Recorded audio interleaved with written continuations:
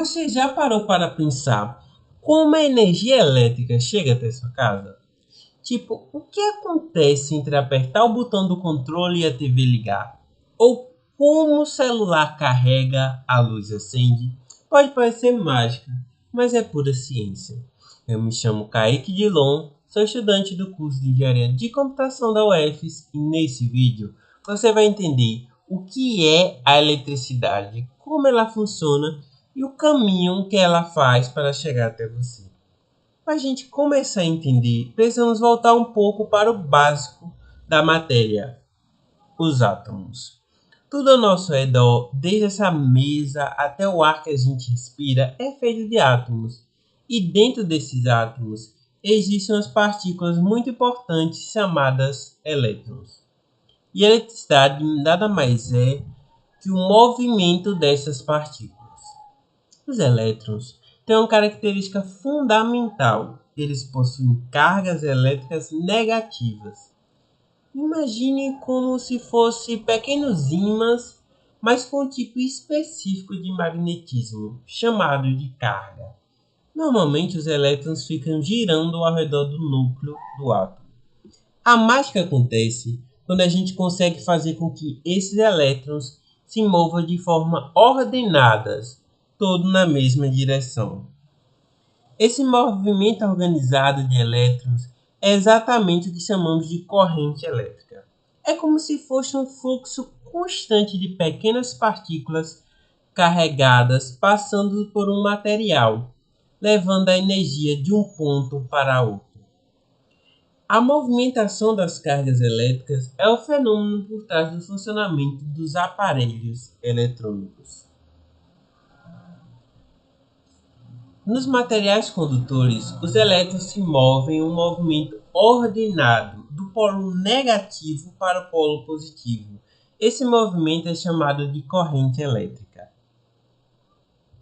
Para os elétrons se moverem, eles precisam de um empurrão. E é aí que entra a diferença de potencial por tensão elétrica. Quanto maior a tensão, maior a força empurrando os elétrons. É como escorregar num tobogã. Você só desce porque existe uma diferença de altura entre o topo e a base. Aqui, a altura é a tensão e os elétrons são você descendo.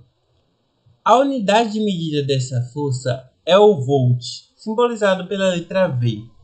Uma pilha comum, por exemplo, tem uma tensão de 1,5 volts, enquanto a tomada da nossa casa geralmente tem uma tensão bem maior, como 110 ou 220 volts.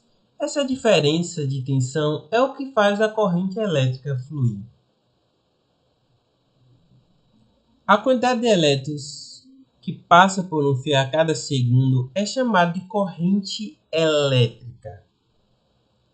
A intensidade da corrente elétrica é determinada pela razão entre a quantidade de cargas elétricas que atravessam uma determinada seção de um condutor, pelo tempo gasto na passagem dessa carga. É como contar quantos carros passam por uma rua em um minuto. Essa intensidade da corrente é medida em amperes. Para tudo isso funcionar, os elétrons precisam de um caminho fechado. Esse caminho é o circuito elétrico. Pensa num circuito como uma pista de corrida. Se a pista estiver interrompida em algum ponto, os carros, que seriam os elétrons, não conseguem dar a volta completa. Da mesma forma, se o circuito estiver aberto, como quando a gente desliga o interruptor, a corrente elétrica não consegue circular e nada acontece. Mas quando a gente fecha o circuito, como ao ligar o interruptor, criando um caminho contínuo, a energia fornecida pela fonte como bateria ou a tomada faz os elétrons se movimentarem por todo o circuito, realizando o trabalho como acender a luz. E para entender como a tensão, a corrente e a resistência se relacionam, a gente tem a famosa lei de Ohms. A lei de Ohms permite calcularmos importante grandeza física, como a tensão, corrente e a resistência elétrica dos mais diversos elementos presentes no circuito. No entanto, essa lei só pode ser aplicada a resistências ômicas, ou seja, corpos cuja resistência tenha módulo constante. A primeira lei de Ohm diz que quanto maior a tensão, maior vai ser a corrente. Se a resistência do fio continuar a mesma, a fórmula é bem simples. U, que é a tensão ou potência elétrica, será igual à resistência elétrica vezes a corrente elétrica. Já a segunda lei de Ohm explica que a resistência de um fio não é sempre a mesma. Ela depende do material que o fio é feito, do comprimento dele e da sua espessura. Um fio mais longo e mais fino geralmente oferece mais resistência do que um fio curto e grosso e feito do mesmo material. Existem dois tipos de corrente elétrica: a contínua DC e a alternada AC. A diferença principal é a direção que os elétrons se movem. Na corrente contínua DC, os elétrons sempre vão na mesma direção, como a energia que sai das pilhas e das baterias. Já na corrente alternada AC, os elétrons ficam mudando de direção várias vezes por segundo. É tipo de corrente que a gente usa na tomada das nossas casas. Mas afinal, de onde vem toda essa eletricidade que a gente usa? A resposta é de diversas fontes. Pode vir da força da água nas usinas hidrelétricas, da força do vento nas turbinas eólicas, da luz do sol captada pelos painéis solares, da queima de carvão e gás natural nas usinas termoelétricas, entre outras fontes.